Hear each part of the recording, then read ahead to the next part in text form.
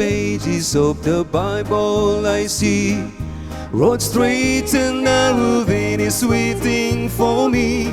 But His word keeps leading and then follow the signs till I reach the finish and heaven is mine. I'm happy in knowing that heaven is mine.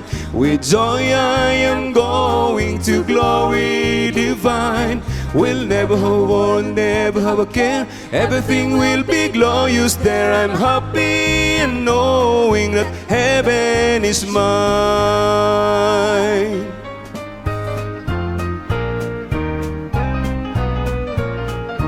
These world's possessions help me live here in style, but they're only borrowed, they're just mine for a while. When this life is ended, I will leave them behind, but I'll never miss them, 'cause heaven is mine. I'm happy in knowing that heaven is mine. With joy I am going to glory divine.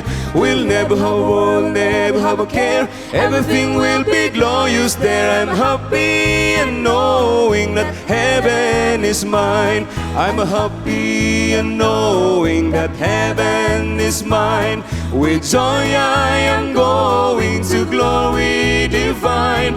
We'll never have war, never have a care. Everything will be glorious there. I'm happy in knowing that heaven is mine. We'll never have war, never have a care. Everything will be glorious there. I'm happy in knowing that heaven is mine. I'm happy in knowing that heaven is mine.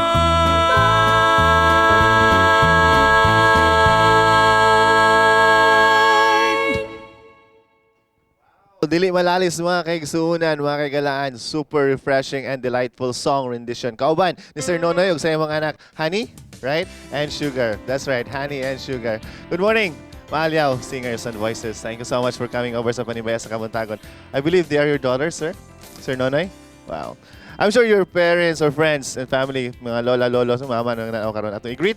Let's begin with you. Sugar. I-greet nato ang imong friends dito. Sa Gitagom, right? Hello, happy Sabbath po sa inyo lahat. Friends. Okay, di na mention. Sir. Okay. Salamat kayo sa pag-invite din sa atong programa sa Panimbaya sa Kabuntagon na nakaabot kami ng lugar.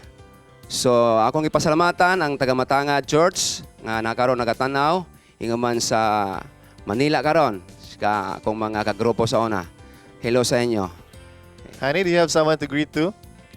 Or pasalamatan? Happy Sabbath sa Joyful Messengers, pati sa Exodus, pati sa Matangad Church. Sir, ang grupo Maalyaw Voices, basig na may gusto updates nga ipaibalo sa itong mga kaigalaan. Or kung gusto i-invite mo sa mga events, songs, weddings, wedding songs, or unsa baka celebrations nga kanta mo.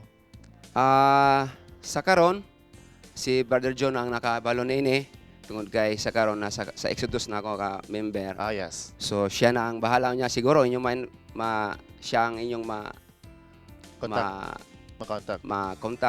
O nandiyan naman siya karon.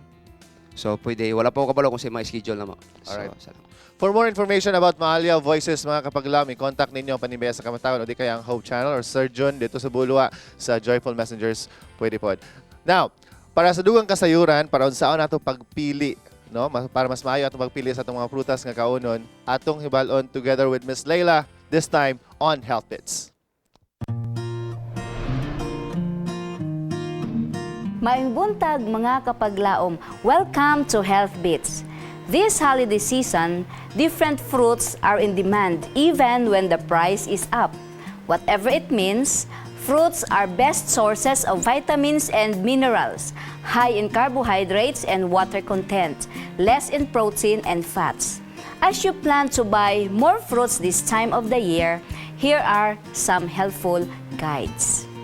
Buy fruits early in the morning when fruits are fresh. Buy fruits in season. They are less expensive and better in quality.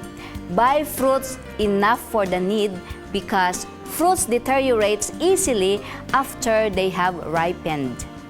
Select fruits personally to make the best choice of your purpose. Buy fruits by weight. The heaviest may be the best. Choose fruits that are ripe but firm and smooth. Handle fruits with care to preserve their attractive appearance. Choose fruits with good color and aroma. Nutritive value of fruits is more important than the price. This is Miss Laila reminding you, spend money for that which is for good and eat which is for health. Be healthy. It's a wise choice.